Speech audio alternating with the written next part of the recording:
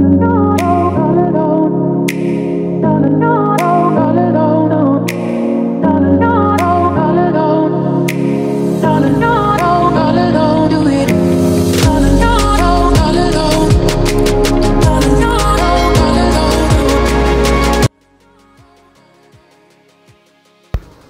guys, kamusta kayong lahat? So today's video guys, hindi muna tayo mag-tutorial for today kasi may celebration na naman kami ng aking family, ng aking husband. Ito ay tinatawag na Dasai. So isa ito guys sa pinakamalaking festival ng mga Nepalese. So ngayon is maubos yung oras ko dito guys sa kakaplansya ng aking buhok. So pabigyan nyo na lang muna ako guys kasi bago pumunta ng party, magplansya muna tayo ng buhok para new look, di ba? So ayan, pinaplansya-plansya ko yung bangs ko. So naka-red tayo guys kasi ang yung color na red sa kanila is yung lucky kapag red yung kulay mo sa okasyon na ito. So usually sinusuot talaga ng mga babae, ng mga Nepalese kapag occasion yung Dasai is naka-red. So dapat red tayo guys.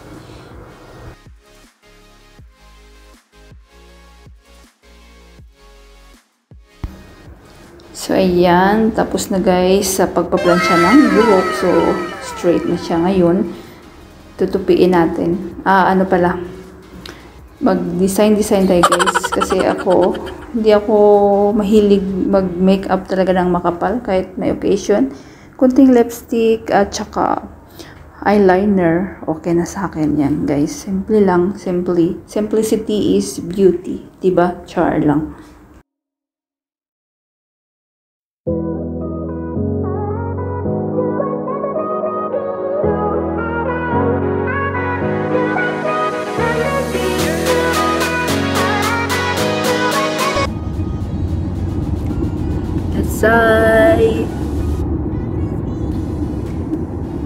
Going to our sister place to have a tika, to put the tika on our special occasion called Vijayadashami Dasai. One of the biggest celebration. One of the biggest festival, biggest occasion.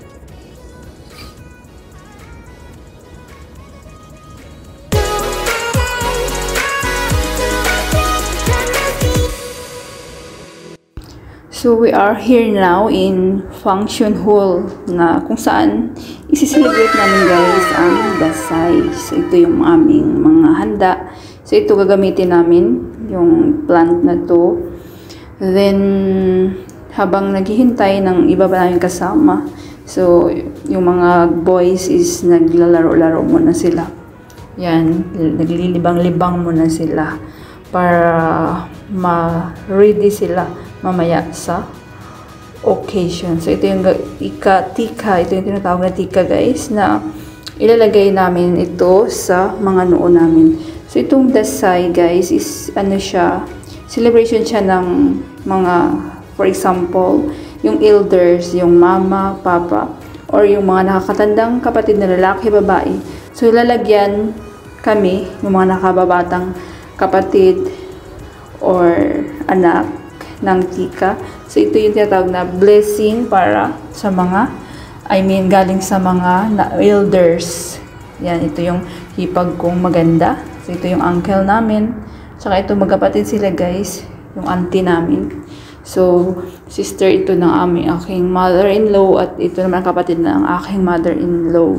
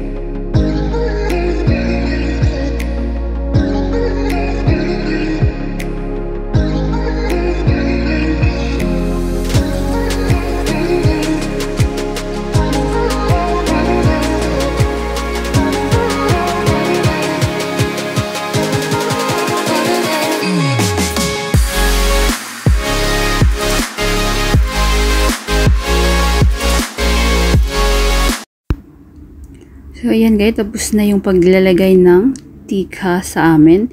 Then, magre-ready na kami for our lunch kasi so hungry.